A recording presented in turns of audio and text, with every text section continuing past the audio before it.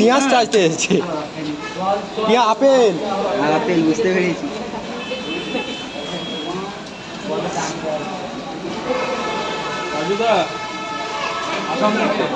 অনেক ধন্যবাদ দাদা, সব জায়গাতে আসাম থেকে এসেছে। দেখো দাদা ভাই কটার সময় এসেছি জানো?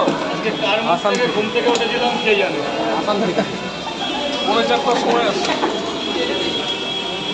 আসাম থেকে আপনাদের চাইতে আমার খারাপ আরো বেশি লাগে। এই সময় এখানে লোক হয়ে যায় কি একদম, মানে সেই মানে আর এই হচ্ছে লোকের। রাজুদের সাথে কথা বলা দূরে।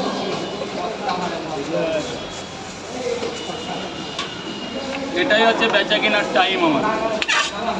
একদম এত বৃষ্টি পড়ছে, দেখো গাইস, দেখো একদম নেই আজকে, লোক নেই রাজুদা, কেউ আসে না। কিন্তু যেটুকু হয়েছে আমার কাছে অনেক, যেটুকু বিক্রি হচ্ছে এরকম আবহাওয়ার মধ্যে কলকাতায় রাজুদার এরকম যে বেচাকেনা হচ্ছে, এটাই হলো বড় কথা।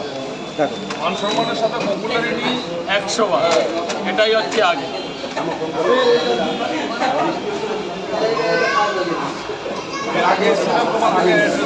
হ্যাঁ, ওখান থেকে একটু প্রবলেম হচ্ছে। আমার ছেলে তো তোমার ভক্ত, আমার সাথে কথা বলে। দেখো ওনার ছেলে হচ্ছে আমার আগের দোকানে বেচা কিনাই করতে পারতাম না। আমার আগে যেখানে দোকান এখানে তাও জায়গাটা পজিশনটাও ঠিক আছে, 5 জন দাঁড়াতে পারছে। একটু কমলে লোক হু করে চলে আসে।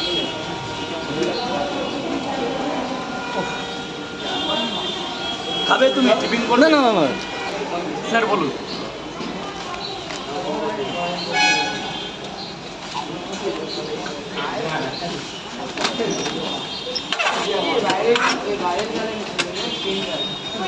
মার্কেটের কেমন হয়েছে ভাই? ফাটাফাটি ফাটাফাটি। স্যার দুটো দেবো, 2 পিস। মালটা ঢেকে দিয়েছো তো খাবার? হ্যাঁ হ্যাঁ, গামছা দিয়ে ঢেকে দেয়। ওই স্যারকে দাও না। স্যার যান ভেতরে, এখানে টাকা পয়সা পড়ে। কিন্তু বৃষ্টি হচ্ছে, গরম কমছে। ভালো থেকে অনেক ধন্যবাদ। দাদা সাইড দেবে, সাইড দেবে। না না না না না না না, কখনো না। তাই থাকে, একদম নষ্ট হয়ে যাবে। ওরে বলুন একদিন কলকাতায়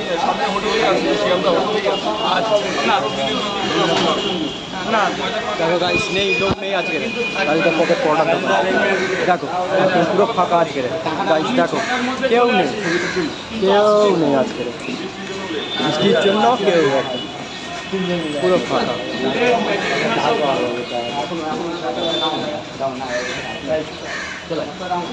নেই।